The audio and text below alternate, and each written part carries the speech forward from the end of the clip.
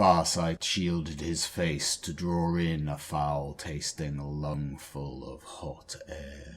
The silhouettes of 3 orc walkers emerged from the tempest. Rotary swords at the end of each of their limbs buzzed loudly. A giant of an orc stomped amongst them, its sutured body as much metal as flesh. It was easily the ugliest thing Farsight had ever seen. Beneath a crown of crackling antennae, a scarred head peered through the storm, its leer obscured by a jutting metal jaw, and the buzzsaws that revved in place of its hands. The pig-like eyes of Dok Toofjaw glinted red, lit by the fires of malice. Then the buzzsaws came down, to end the Arkunasha War once and for all. Greetings friends and welcome to the Imperium's Most Wanted. I'm Lorcan and this is OnlyWar. Today we tell the first part of the tale of a commander of unprecedented skill. A truly legendary Tau warrior whose courage and adaptability in the face of the enemy have earned him much praise over an illustrious career, but whose deviance from the established norms of Tau collective thought and independence from the tenets of the philosophy of the greater good have led him to be declared an outcast from their society. He is Shazo Vilora Shova Kays Montia, known more commonly to the Imperium as Commander Farsight, and this is his story. Before we get started, a huge thank you to my supporters on Patreon. Every dollar given is greatly appreciated. The tale of the young Firecast warrior who would eventually be known as Waaagh began on the major sept world of Viola. Colonized during the first sphere of expansion, Viola orbits a binary star and is known not only for its extremes of temperature, but also for plasma storms that ravage the planet each year. This time is known as the Trial by Fire, and occurs as Viola passes through the gap between the 2 stars on its S-type orbit around the primary star. The hostility of their world bleeds out into all castes of Tau society that hail from Viola, their water caste envoys driving hard bargains, and being less risk-adverse than their Earth-caste engineers, responsible for short-ranged, high-impact additions to the Tau arsenal. But it is the military prowess of the Firecast warriors trained in their well-respected academies, for which Viola is most famous.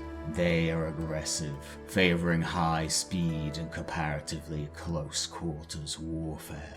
Their commanders favour the Mont Ka, the killing blow military doctrine where surgical strikes are deployed to eliminate critical assets of the enemy force. Even amongst the notoriously hot-tempered Violan, the warrior who would eventually rise to be known as Waaagh burned with an inner fire that could not be denied. Enrolled at the junior academies and the training domes of Montia, he quickly established himself as a dedicated and serious aspirant, with an insatiable appetite for knowledge. Within his first Tausier of basic tutelage, he led the boldest of his fellow students on several fact-finding missions into the enrollment centers of the Montia training academies. When eventually captured by the guards of the facility, he demanded the tutors teach him the Code of Fire. After being severely punished on the first 3 occasions, on the 4th the weary tutors relented, and he was accepted into the Battle Dome program 3 years earlier than normal. The aspirant fire warrior was physically gifted, but what made him truly remarkable was his ability to extract and retain huge amounts of information from each situation he encountered during his training.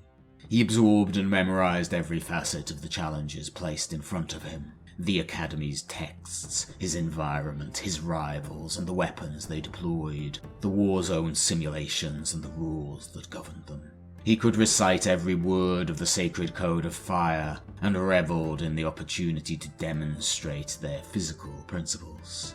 He even deciphered the combat codes and sigils of his superiors, using them to monitor their secret communiques. His ability to assess and predict the actions of those around him earned him the nickname Sho, meaning inner light in the Tau language. Sho's undeniable talents were reflected most notably in the perfect scores he achieved in the Academy's simulations. However complex the warscape his tutors devised, Sho would assess his environment and resources in seconds, before leading his team on an exact set of maneuvers that would complete the allotted task with the utmost efficiency and with minimal casualties. On reaching graduation to the Firecast, Sho was first introduced to the legendary Commander Puretide. On hearing of the young Tau's exceptional skills, the famous commander spoke to Sho personally when bestowing upon him the rank of Shazla, asking how he had overcome even the most devious of scenarios with apparent ease. Sho simply explained he put himself in the role of the tutor, devising the plans he would put in place for his students, and then working to disable those plans.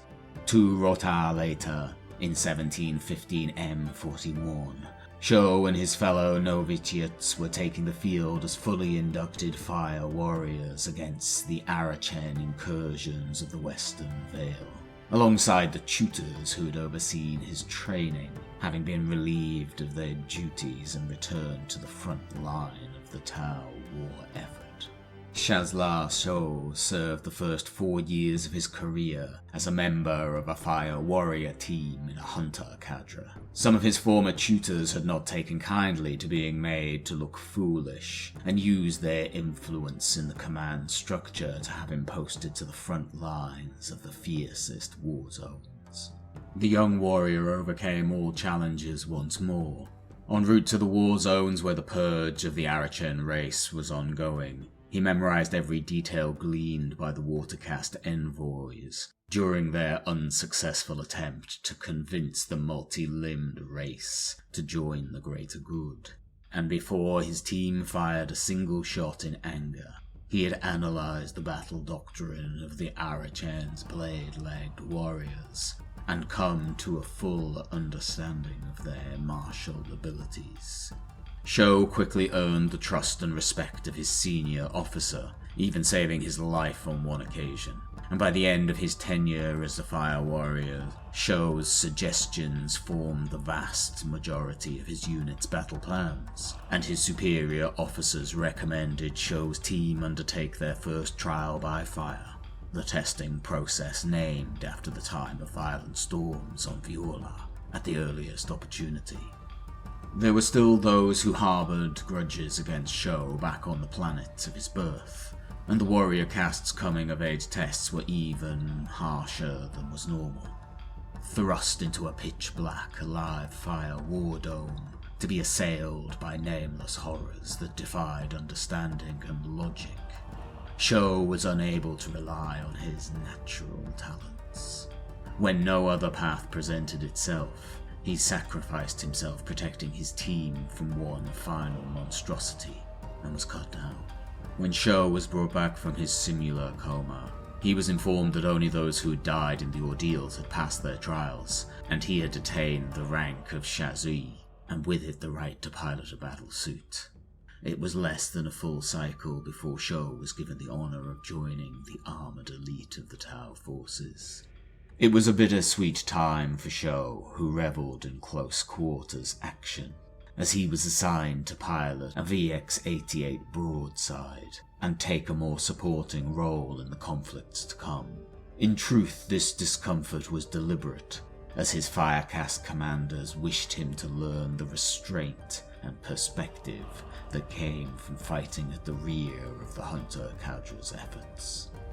Under the guidance of the veteran rifleman Shazray Oblatai, he applied his exceptional mind to mastering the broadside and its heavy rail rifle, and spent hours absorbing specification data and after-action reports when not coupled with the suit's piloting matrix. For 4 trying years, Sho fought as part of Oblatai's support cadre against the Arachen until after a further trial by fire, he earned the rank of Shazvara, and with it command of an XV-8 crisis battlesuit, that he had to quickly master as the final actions of the Veil War approached. The bloody battles that came took their toll on Sho. He lost most of his left leg to a skittling swarm that breached a damaged part of his battle suit, and saw many comrades suffer grisly ends as the offensive led by Commander Dawnstone started to draw out the gigantic elders of the Arachen. Sho's skill at the helm of his XV-8 saw him promoted to Dawnstone's Honor Guard, and soon that faith was repaid. Having deciphered the labyrinthine patterns of Arachen nest structures, Sho led his commander to the heart of the Cocoon ship in a Montas strike that eliminated the much-feared Arachen Trinity and drove the Xenos from the Western Vale. However, while docked with the Cocoon ship, Commander Dawnstone's flagship became infested with Arachen skittlings that erupted from vents and conduits as the ship was returning to Waaagh. Caught unaware and unarmed, the infestation fell upon the Fire Warrior Command Council. Sho held the swarm back, blocking the doorway of the chamber with his body and enduring the agony of their piercing venom tusks, while the commander and her aides made their escape until darkness overcame him. Sho awoke in a medbay where Dawnstone informed him the skittling attack had actually been a trial by fire, and with his selfless sacrifice, Sho had earned the promotion to Shaz-El, Commander in Training. More than that, Commander Puretide himself had agreed to train him in the arts of war. In 731 M41, Sho travelled to Dalith Prime, and had to make his way to the topmost peak of Mount Kanji, the seat of Puretide's tutelage. Scaling the steep and treacherous mountain with no equipment was a trial in itself, but using an improvised pulley system in the body of a Kanjian snow lynx, Sho prevailed once more. At the summit he found the ancient Tao deep in meditation. Commander Puretide was withered by the ravages of time, and some believed him crippled by an injury sustained on the far side of the Damocles Gulf. But his unyielding dignity shone through. Here Sho met for the first time two other aspirants who would be his rivals for the favour of their master. The first was Shazira, a careful and meticulous practitioner of Kaon, the patient hunter. The other was Kais, a taciturn and unusual Tau who sought mastery of Monat's way of war. Commander Puretide had mastered all of the Tau's martial disciplines, and over the years he honed the skills of his three protégés, until one by one they left his side, their studies as complete as time would allow. When they descended Mount Kanji, they did so under new names to fight in different war zones across the Tau Empire. Commander O Shazira, Monat Commander O Case, and Commander O Sho would all make their mark on history. Before we go further, please allow me a small aside here. As we take the story of Commander Farsight into his campaigns, a number of inconsistencies in the lore start to emerge. For those unfamiliar, Phil Kelly has been one of the most prolific writers of Tau novels. I don't like to discount the work of any author contributing to the lore of 40k, unless it's Goto. But for those encountering the lore for the first time, some of these contradictions would make the story confusing to cover. My view is always to try to weave the best narrative possible from the sources available. When contradictions occur, I generally defer to the more recent lore. The events of the Arkunasha campaign are one such example. In the older lore of the Farsight Enclaves Codex supplement, despite initial successes against overwhelming odds, the tide of the war turned against the Tau at the massacre of Ghoul's Gorge, when the Orcs deployed custom force fields en masse, caused Commander Farsight to reluctantly retreat. Believing victory could still be achieved, Commander Farsight requested reinforcements from Waaagh, only for a single ship to arrive bearing the ethereal An-Shi. He explained that the ethereal High Council on Tau, guided by An-Va, had decreed the Firecast would withdraw from Arkunasha, and the colonists who had already been forced to abandon their biodomes for the relative sanctuary of the Waaagh Plateau would be extracted. Commander Farsight would oversee the extraction before his talents were required elsewhere. In the original lore, the Firecast would return to Arkunasha the following year and wipe the Orcs out, using the tactics and information gained from Farsight's initial campaign, but the commander would not personally oversee this victory. Maybe it was felt that this was not an impressive enough outcome for Commander Farsight, and that victory on Arkunasha needed to be achieved by his own hand, rather than him learning from a heroic defeat. As such, I will tell the more recent version of the events that unfolded during Oshova's first true command. Arkunasha was settled during the Second Sphere expansion. The planet was mostly covered by arid oxide deserts, but despite the hostility of the terrain, the Tau settled with a sizable colonist population. This was achieved through the ingenuity of the Earthcast engineers, who constructed 2 bands of biodomes in the more temperate latitudes above and below the equator. During their preliminary expedition, the Earthcast scientists made a worrying discovery. Seeking the source of the oxide deserts, they found wide variances in the metallic composition of the particulate matter, suggesting they were not naturally occurring. The hypothesis they came to was the planet was once covered in the vast metallic structures of an ancient civilization, and given the depths of the oxide residue, these must have included several gargantuan artificial cities. Although the Tau could only speculate on who could have raised these massive structures, and what could have caused such planet-wide devastation, they had in fact found the first evidence of the world-ending power of the Imperium of mankind. Little in the way of conventional native life remained on Arkunasha. However, the early Tau colonists soon learnt of an unusual threat that defied logical explanation. The red deserts were plagued by terrible dust storms that would leave any Tau caught exposed in them as a bloodless corpse. The storms hit with such force that even battlesuits and skimmers would be smashed against the dunes as their sensors failed and engines clogged and malfunctioned. But what was stranger was the movement of the tornadoes at the edges of the storms that appeared to close in on the living, desperately trying to take shelter. The anomalous twisters traveling contrary to meteorological expectations, as if having a malevolent sentience.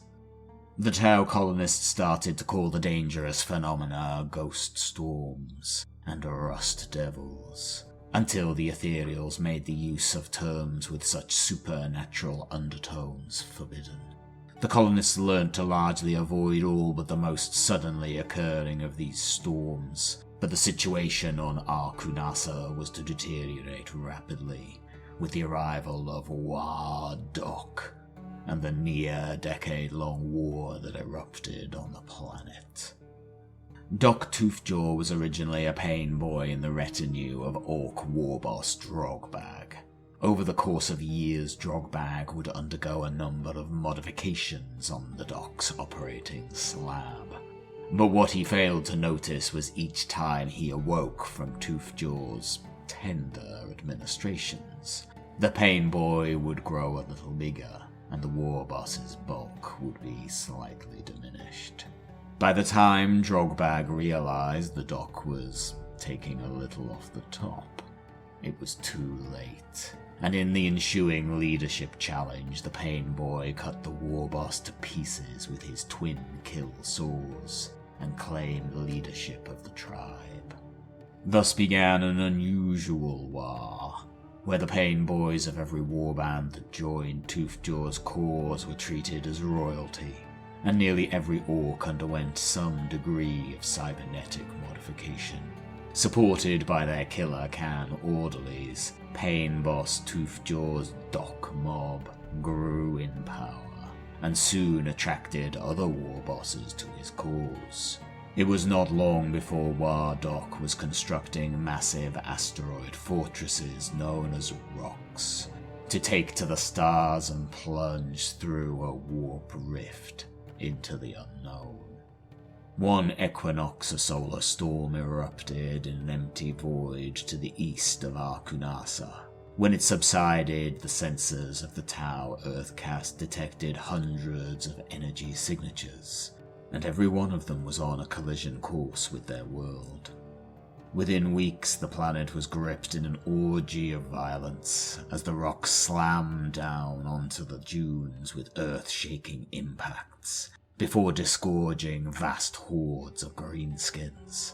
Against targets of such immense size and unconventional construction, the firing solutions of the Tau, even the heavy rail cannons of their biodomes, had little effect. The Tau took to calling the incoming armada Gora Cha, or Death Hail. The military resources of the colonists were woefully inadequate in comparison to the overwhelming numbers of orcs that now made up Waaagh Dok, and they sent urgent requests for reinforcements. These were answered by the High Council sending a fleet under the command of the newly promoted Commander Osho and his flagship the Supreme Light, that arrived around 7:42 M41. They arrived to find no orbiting starships or defensive cordon. The Orc invasion had been sudden, brutal, and irreversible. Contact was made with Arkunasha's garrison commander, a Firecast officer by the name of Shavastos. Shavastos reported that the Orcs had been largely inactive since the Tau had retreated to the safety of the biodomes. Osho scolded the garrison commander for abandoning the outlying ones to starve, while the Orcs only seemed to be increasing in number, estimating their combined forces to be still outnumbered by nearly 400 to 1, and to make matters worse, the Orcs themselves were growing in stature as the conflict progressed. The young Commander Brightsword, who made up part of Osho's command structure, stated the code of fire was clear when dealing with greenskins: quarantine or annihilation, and with each passing day scouring them from the face of the planet would become more difficult. The hot-blooded part of Osho's psyche yearned to engage in righteous violence against the Orcs immediately, and spill their blood for the pain inflicted on his people. But he quelled those urges, and while there was no promise of a swift resolution, he knew there could be little delay in striking back if there was to be victory in this conflict. Finally, Commander Shavastos informed Osho of the Arkunasian storms, that although dangerous and unpredictable, the garrison commander dismissed as a quirk of meteorology, to be simply given a wide berth. He stated efforts had been made to re-establish supply lines to the outer biodomes, but the Orcs had air superiority, despite the crude nature of their aircraft. Commander Sho was already putting his fated tactical acumen to work on the next course of action, and before ending the communication he rose from his command throne and took down one of the ceremonial swords that crested the bridge. Driving the blade through the arm of his throne, he then gripped the hilt and wrenched it with one side until the blade snapped. "The way of the broken sword," said Osho.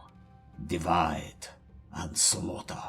Many of the biodomes had enough supplies to last a whole Talsia or longer, although some had suffered unfortunate impacts and other losses that meant their outlook was much more grim. Commander Shavastos' tactic of patience had not been completely without merit, however. With no willing foes to fight, elements at the fringes of the Orc hordes had drifted away, or fallen into minor skirmishes amongst themselves. Despite the code of fire in dealing with Orcs being clear, and the Watercasts had long decreed negotiation with the savage greenskins was futile, a lone Watercast envoy named Vral did attempt to meet with the Pain Boss at his Rock's landing site in the Equatorial Desert. Vral was greeted by 3 of the Orc leaders. The first, Drogok, was a hulking, heavy-set beast with an oil-stained apron. and a silver skull cap. Bolted directly to his shoulders and neck was a strange harness that supported a bulky box with a large ribbed antenna. The second, Krob, was rotund, with crude tattoos over his body and craggy features. He cradled a long catcher pole under his arm as he lounged against a massive squiggle.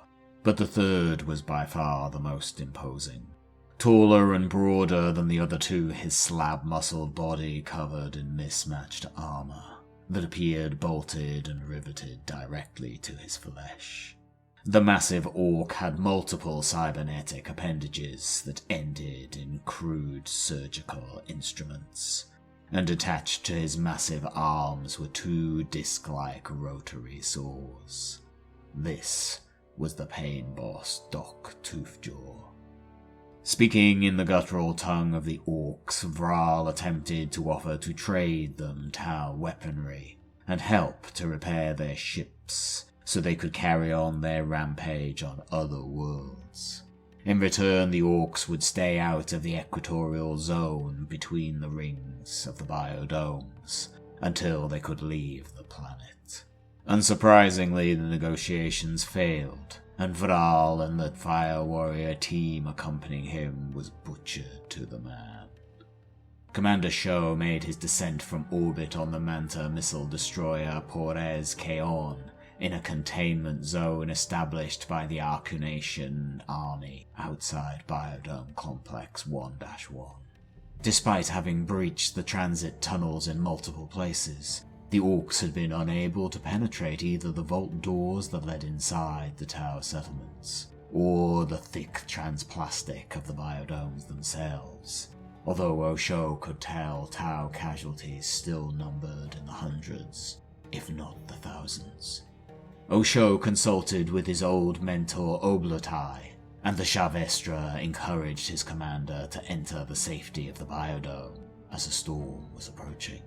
Osho refused. Instead, he and his Firecast officers began to help the emaciated work teams constructing a makeshift barricade from the rubble of some ruined conurbations.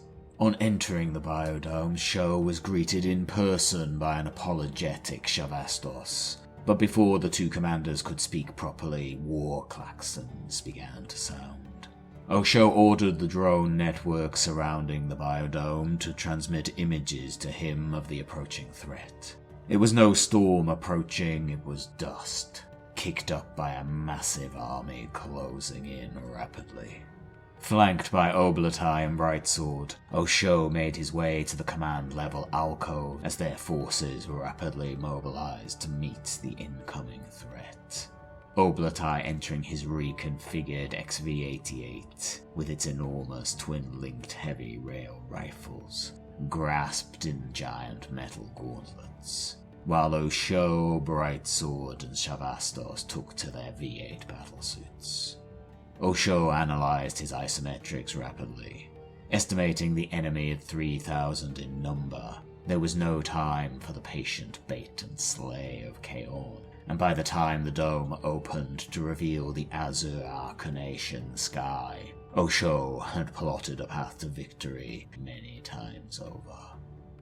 Ordering Oblatai and the support elements to establish range, soon several of the orcs' heavy transports were crippled or reduced to smoking ruins. Behind the shattered wreckage of the vanguard, the green tide stretched beyond the limits of vision.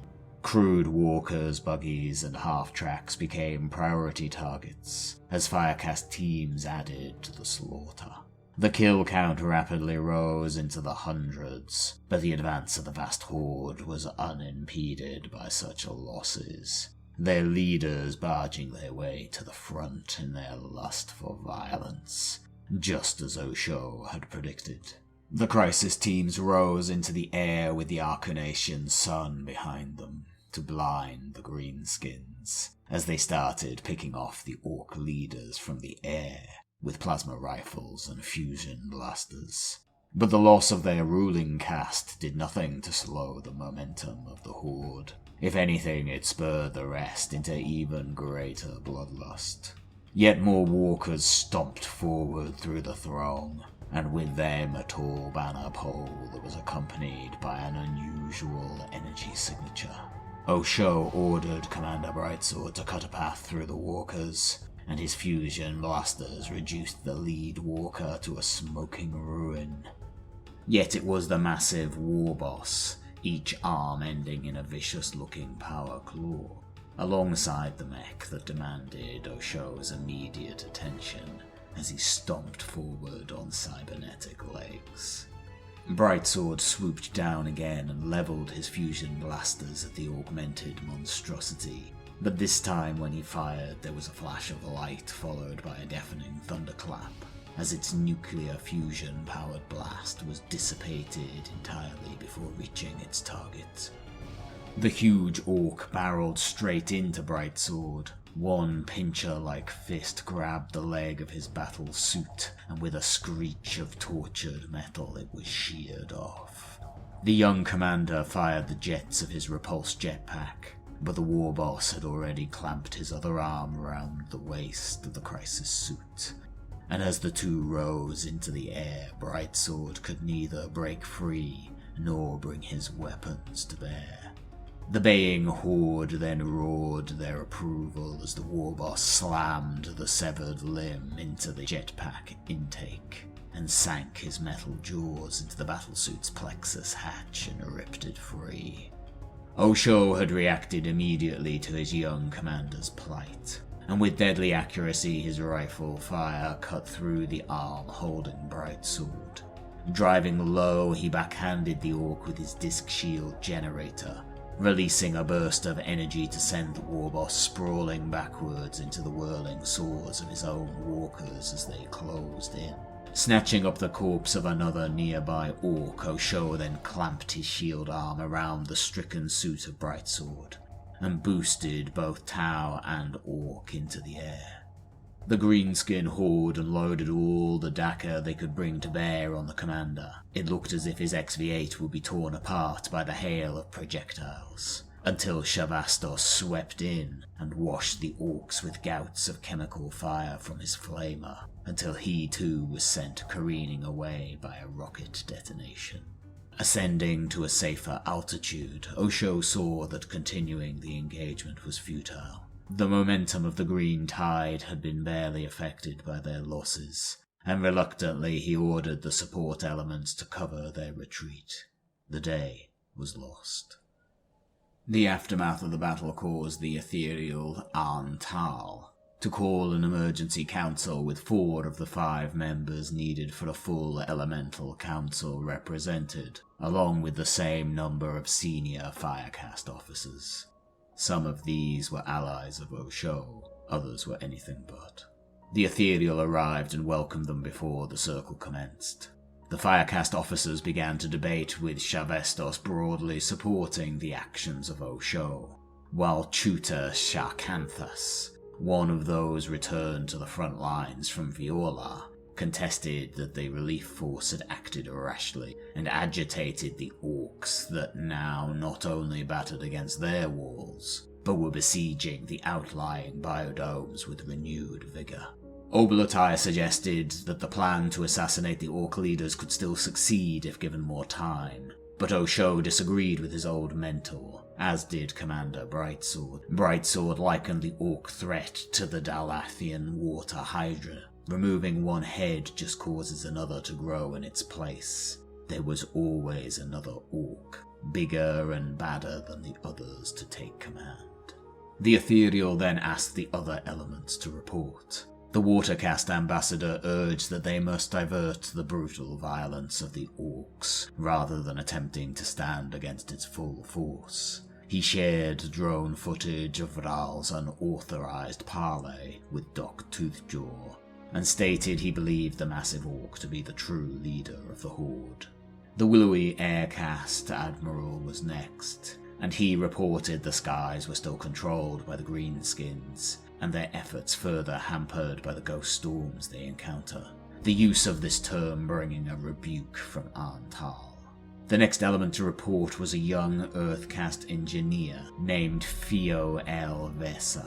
He confirmed that despite their recent engagements, the number of orcs present on Arkunasha appeared to have increased, with a third of their number now converging on Biodome 1-1. Tutor Sacanthus interjected again to blame Osho for stirring up the orcs and worsening their plight. And unfortunately for the young commander, when Arntal spoke, he was in agreement. The ethereal said that by triggering the attack and then failing to defeat the greenskins, the danger they now faced was increased. Osho had failed the Waaagh, and he was to be removed from the cast council. Arntal ordered Osho and his commanders to depart at the earliest opportunity, and relocate their cadres to the command disk of the Constellation of Hopes, from which they were to mount a mobile operation to draw as many of their number away from the primary biodome complex as possible. In the meantime, Elvesa was to determine any physiological weakness in their enemy, while the Watercast sought any psychological advantage that could aid them in saving the planet from falling to the rampaging beasts. Osho burned with shame as he left the chamber, but rather than returning to his quarters to meditate on his failure as he originally intended, he decided to head to the Earthcast's medical facility. Arntal had ordered the casts to work together to find any weakness in their foe, and maybe the corpse of the orc he had retrieved could provide some answers. The commander found Elvesa about to perform his examination of the cadaver, now held in a crypto casket on the hover plinth. His old mentor Oblatai was already present, having anticipated his commander's actions following the cast council. The first discovery Elvesa made was that the corpse appeared to be shedding microscopic organic particles, the tiny biosigns being detected clearly by the hoverplinth sensor array. Elvesa then proceeded to test the parameters of the huge orc's nervous system response with increasing electrical stimuli. The corpse jerked briefly at the first pulse and then convulsed violently at the second. Oblatai and Osho urged caution in increasing the pulses further, but caught up in the thrill of discovery, Elvesa did not heed their warnings. With the third pulse, the corpse twisted upwards, and with a bellowed roar, it grabbed O'Shea by the throat with gnarled fingers. Despite maintaining its vice-like grip on the commander as it rose, the huge orc backhanded Elvesa, sending him sprawling senseless across the room. Oblatai reacted immediately, shoulder-barging the massive creature to no avail. With the darkness of unconsciousness threatening to engulf him, Osho managed to reach his ceremonial bonding knife and plunged it into the neck of the beast just as Oblatai hammered his fist into the side of the orc's head. Still, the war boss would not release its grip until Osho buckled its elbow joint with a vicious strike that sent the orc staggering back, ripping the blade free from its neck. Oblatai struck again, but despite its grievous wounds, the brute reared up and smashed its fists through his guard, sending the Shavastre sprawling to crash hard into a medical table, where he laid still. Osho scanned the research bay for his knife, but found a laser scalpel instead, and recalling the lessons of Pure Tide when facing a foe of superior strength, he whipped the laser scalpel across the beast's eyes, reducing them to bubbling ruin, before eventually snatching up a plasma saw and swinging it diagonally to carve off the top of the orc's head and finally end its rampage. The commander spared a quick glance to Elvesa, who was still unconscious but breathing, before scrabbling over to his fallen mentor. Oblatai was drawing only shallow, ragged breaths. Osho's bonding knife had been driven deep through his breastbone. Osho tried to urge his closest friend to hold on, but with great sadness in his eyes, the old warrior counseled his former student to keep his focus, to rise above the beast within, before he slumped lifeless to the floor. The manner of Oblatai's death deeply affected Osho, and while the Earth caste was still preparing for the proper death rite to be performed, the commander left on the constellation of Hopes to survey the Arkunasian dunes and the devastation wrought by the rampaging orcs on the other biodomes. He forced himself to look upon the massacred corpses of Tau civilians. They littered the red sands around a shattered transit hub, where the colonists had sought a means to flee, only to be mercilessly cut down. His blood boiled, and ignoring incoming communications from Elvesa, he made for the battlesuit hangar of his craft. After the council in which he was effectively banished to the desert, Osho had requested Shavestos put into place the anti-orc protocols from the Tau Empire's early encounters with the Greenskin menace. Patrols taking long-range engagements with devilfish-mounted Seeker teams and battlesuits only.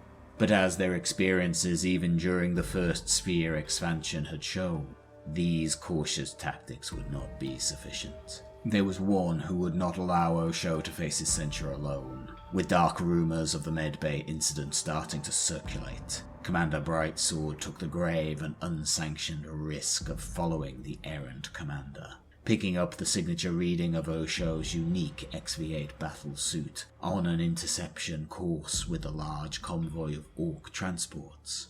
Brightsword knew his intention and was soon readying his own replacement crisis suit and making his peace with the Tauvar as he leapt from the rear hatch of the Orca to join his former commander.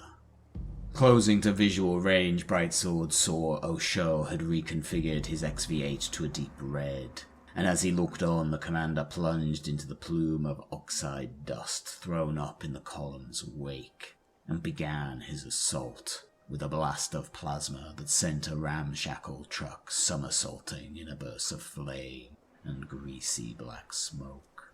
His transmitted request to join the engagement went unanswered.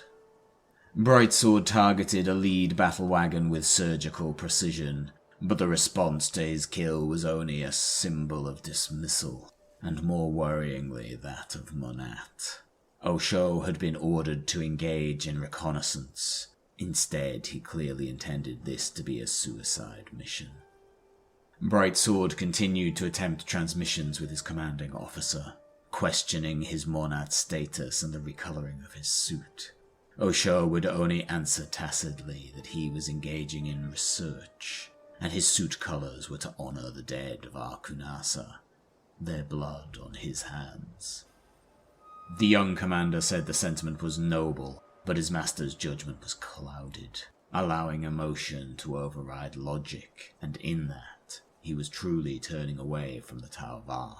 Before Brightsword could elaborate on that grave accusation, a raging wall of particulate dust reared up less than half a kilometre from their position.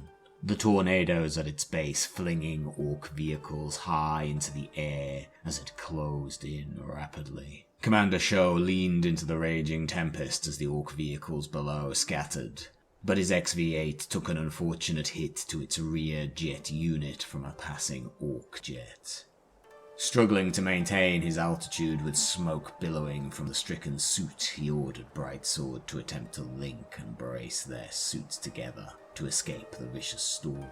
Boosting together, the two commanders hurtled forwards as all around them orc vehicles were tossed around and ripped apart, sending further debris spiraling into the air. Osho directed his fellow commander towards the largest heat signal they could detect, a massive orc tanker plucked from the dunes despite its immense bulk, and spinning slowly as it was borne upwards. Brightsword instantly knew what his master intended, and discharged his fusion blasters to carve open the side of the tanker, releasing the thick green liquid contained within, just as Osho fired his plasma rifle to ignite the fuel. The force of the resulting detonation flung the two battlesuits through the hurricane-force winds and into the relative calm of the eye of the storm, from where they were able to boost with maximum thrust upwards to escape the deadly tempest. It was dusk before the two commanders could return to the quadrant, The entire orc convoy had been reduced to little more than razor-sharp metal flinders scattered across the dunes. The corpse of the orcs flayed by the terrible winds. On inspecting the bodies of the orcs further, they discovered they had been completely drained of blood, but their other bodily fluids still remained, removing the possibility of natural desiccation by heat. Despite his reluctance to collaborate with the Earth Caste after Oblatai's death in the medbay, he knew his discovery must be reported. When they communicated with Elvesa, he confronted the Earth Caste scientists that the storm they had encountered was far from unprecedented. Osho stated he had found records of 18 engagements logged as abandoned due to sudden ambient phenomena, and even these records were only available to those with council-level access. Elvesa conceded the Ethereals had likely suppressed the information until they had a satisfactory hypothesis, but Osho voiced his own theory. The storms appeared near incidents of conflict due to some yet unknown electromagnetic phenomenon. He also passed on the exsanguination of the corpses they had observed. Further to that, they had uncovered clues to the planet's ancient past that aligned with Elvesa's own hypothesis, that complex metallic structures had once covered Arkunasha, and it was the remnants of these that were the rust particulate matter that formed the Red Deserts. The planet had suffered a catastrophic event, and judging by Elvesa's estimations, this had occurred 900 Tausia ago, during the same planetary equinox that had caused the vortex through which the current orc invasion had occurred. Elvesa had one further revelation, but this was more distasteful to Osho. He revealed that using a complicated apparatus of galvanic webs and nodal electrodes of his own devising, he had brain scanned Shavestra Oblatai and transferred 93% of his consciousness to a state-of-the-art drone. To deny the old veteran his funeral rites, and worse, place his mind into one of the drones he hated in life, made Osho livid with rage. He demanded Elvesa undo what was done to his oldest friend, and the Earth Caste scientist hurriedly ended the communication to avoid a further rebuke.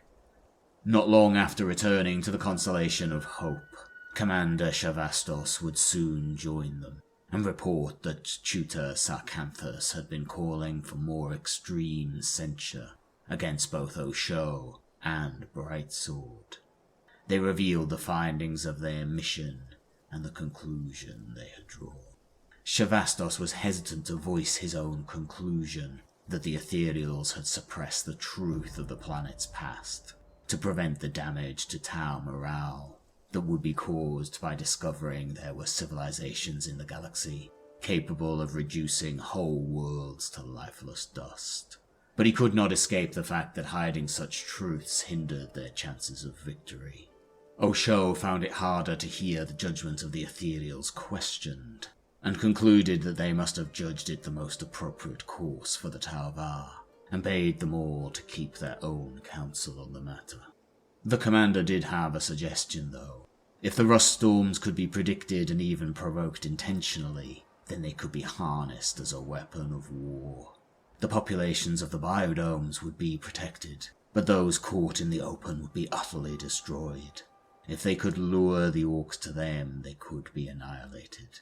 Osho suggested a modification of their assassination strategy, to not only include the war bosses but the mechs and pain boys too. In doing so, the greenskins would be left to roam the dust wastes with no mobility, and no capability to return their leaders to the fight. The power vacuum that ensued would lead to further infighting, and the storms would do the rest.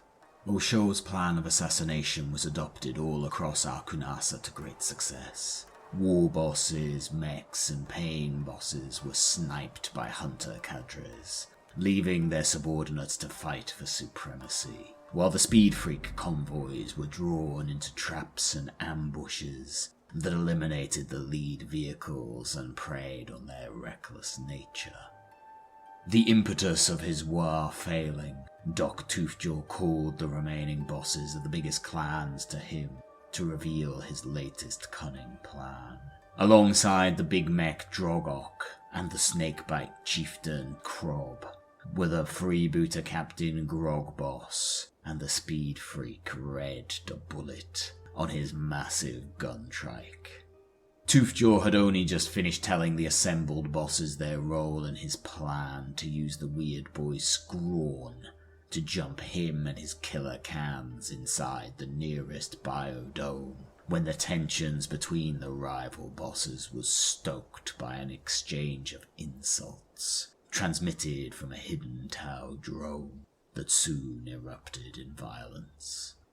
Drone footage of the carnage was transmitted back to the Dome of Infinite Horizons, all eyes on the ethereal Arntal as they watched the orc leaders turn on each other before their clans scattered into the desert.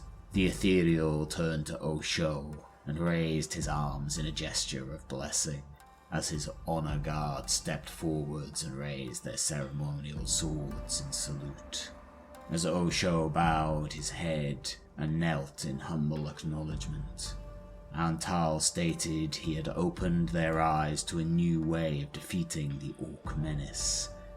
He continued that Osho clearly understood the minds of these beasts.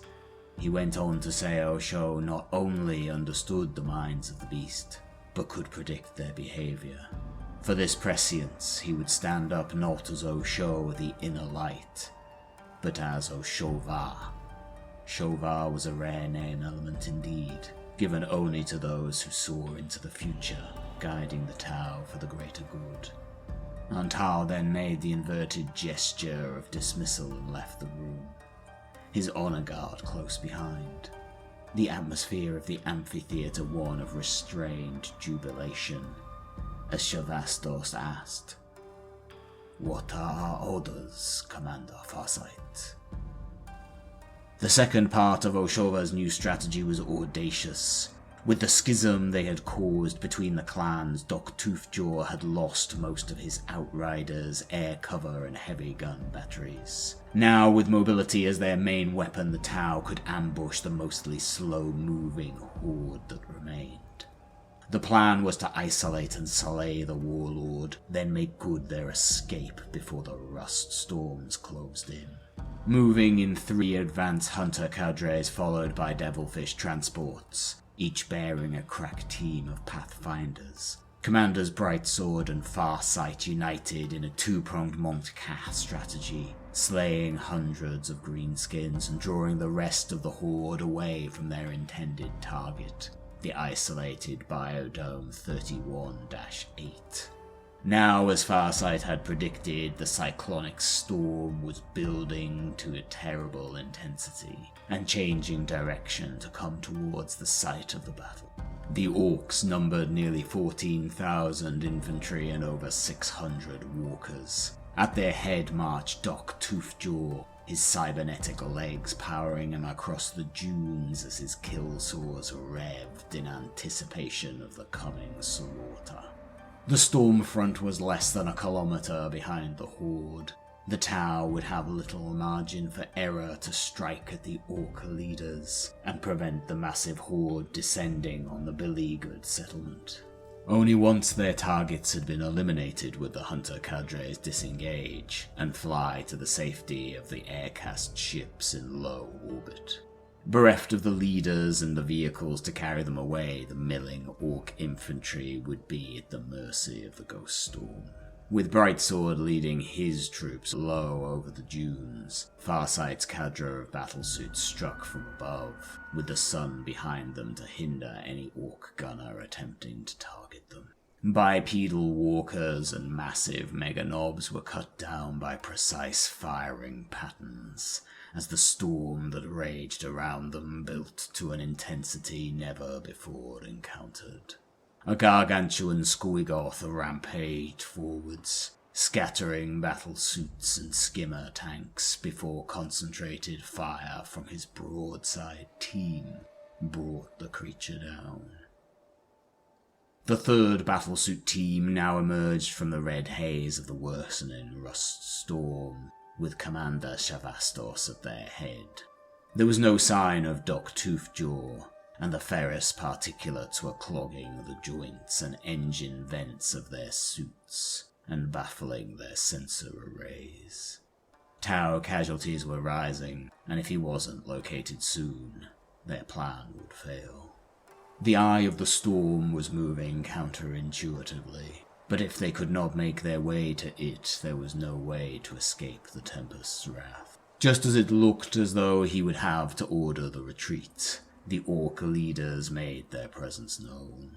Mega-armored mechs unleashed a devastating salvo of fire, and Farsight's return volley of plasma dissipated as it struck the crackling dome of a custom force field. Joining his fusion blaster's beam to the trajectory of his plasma rifle, he unloaded everything at the assembled mechs, causing the primitive power field to overload, just as Brightsword swept in, cutting them down, with twin beams from his fusion blasters. Brightsword too noticed the eye of the storm that should have been inbound appeared to have vanished. He sent a request for new orders to his commanding officer just as events took another turn for the worse. Farsight came across Scrawn and his handlers. He cut down the two burly orcs with ease, but before he could train his guns on the orc psyker, the weird boy convulsed and vomited forth a kaleidoscope stream of energy that struck Farsight's battlesuit square in the chest. His entire control system went haywire. Static filled his vision and all systems glitched and went unresponsive. Now unable to fight the storm, his crisis suit toppled onto the dune as a foul yellow liquid began to bubble through his hatch seals. His beloved battlesuit would become his tomb. Seeing Farsight stricken, Brightsword raced forward to his master's aid. He aimed his fusion blasters at Scrawn and sliced the gibbering weird boy into 3 cauterized pieces. But on reaching Oshova's side, he found the plexus hatch open, and his commander lost in the storm, exposed and alone. Farsight had managed to kick open the hatch using all of his strength, but without the protection it provided, his face and hands were soon a bloody ruin, his fingers cut to the bone by the razor-sharp rust particles. Oshova dropped low in an attempt to escape the worst of the oxide flinders, just as Dok Toofjaw loomed from the red haze and brought one of his buzzsaws slashing down, just missing the Tau commander's head as he flung himself to the side at the last moment. The massive orc pressed home the attack, kill saws whipping left and right, and forcing Farsight to tumble gracelessly down the dunes, until he collided with something hard and unyielding. Through his ruined fingers he saw the broadside battlesuit looming above him. Its plexus hatch opened, but no pilot was inside. The voice of Oblatai encouraged him to get in, and that they had kills to make. Fighting back the emotions that raged inside for what Elvesa had now done with what remained of his old mentor, Farsight commanded the broadside mostly through verbal commands, relayed to the artificial intelligence that was once his closest friend. There was no time for inaction as Toofjaw and his 3 Walker orderlies came stomping through the dark red murk. With accurate rail rifle shots, the broadside reduced the 3 killer cans to smoking ruins. But the enraged warboss barreled forward on piston-driven legs, much faster than Farsight thought possible. A rail rifle shot punched into the warlord's gaping maw and out the back of its neck, but incredibly the beast barely slowed. A second shot pulped the shoulder of the massive orc, and a third severed one of his killsaw arms. But the orc ploughed forward to slam into broadside with tremendous force. The orc recovered quickly, and his rotary sword sliced through the square barrel of the twin-linked rail rifle in a screech of tortured metal. He then fired his rocket launcher point blank, the missile detonating on the battlesuit's plasma rifles, blowing them clean off in an explosion of white flame. Oblatai clubbed the warboss hard in the face with the ruined rail rifle, sending him spiraling backwards over the dune and out of sight, as Farsight formulated a new plan. On reaching the ruin of his fallen battle suit, he carefully instructed Oblatai how to detach the shield generator and backpack unit.